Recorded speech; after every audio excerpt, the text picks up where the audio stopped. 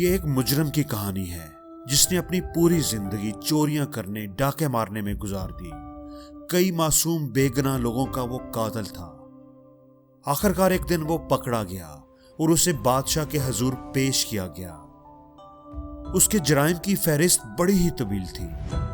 बादशाह ने उसका केस सुनने के बाद उसकी सजा का हुक्म जारी कर दिया। बादशाह ने कहा कि मैं तुम्हें दो ऑप्शंस देता हूं, तुम दोनों में से एक चुन सकते हो। एक तरफ ये फांसी घाट है और दूसरी तरफ ये दरवाजा है।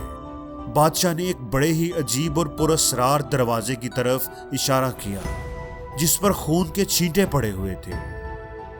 बादशाह ने कहा कि या तो वो फांसी घाट कबूल कर ले जो उसके सामने है, उसके गले में फंदा डालकर उसे फांसी पर लटका दिया जाएगा, और या फिर वो उस लोहे के दरवाजे के अंदर जाना कबूल कर ले।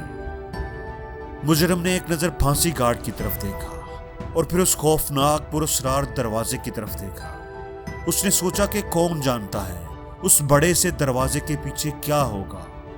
हो सकता है वहां कोई खौफनाक कई दिनों का भूखा जानवर बैठा हो जो अंदर जाने के बाद उसे चीड़ फाड़ कर दे और मेरी हड्डियां चबा चबा कर मुझे खा जाए, या कोई ऐसा अकूबत खाना हो जिसमें उस पर बदतरीन तशद्दुद किया जाएगा और उसे अजियतें दे देकर मार दिया जाएगा। कौन जानता है कि उस दरवाजे के पीछे उसके साथ क्या सलूक किया जाएगा।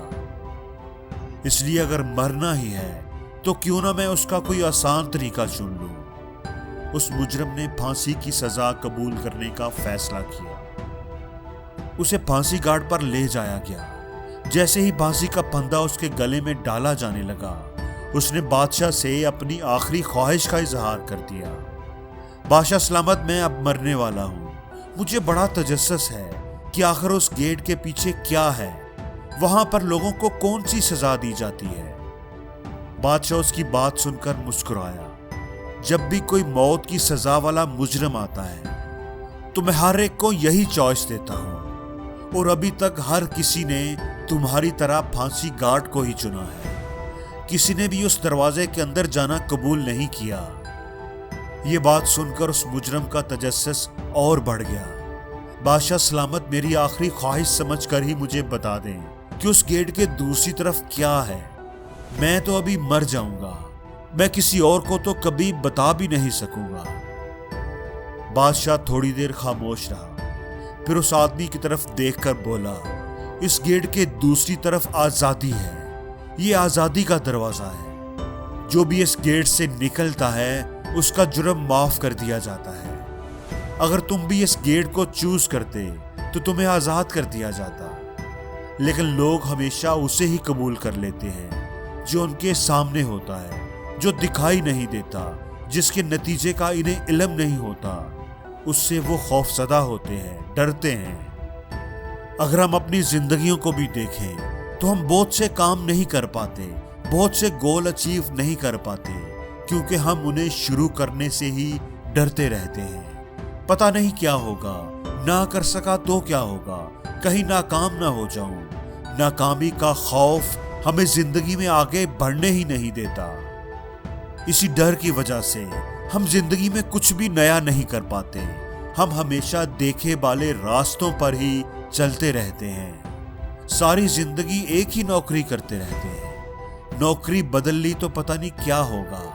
बिजनेस करूं कि ना करूं, ना चल सका, नुकसान हो गया तो क्या होगा। हम हमेशा डर डर कर फैसले करते हैं, बंद दरवाजे खोलने से डरते हैं। हालांकि उन बंद दरवाजों के पीछे ही हमारी आजादी का रास्ता होता है, हमारी कामयाबी की मंजिल होती है। इसलिए दोस्तों, जिंदगी में रिस्क लो, नई चीजें ट्राई करने से कभी ना डरो, नए आइडियाज पर काम करो। जो किसी ने नहीं किया वो करके दिखाओ।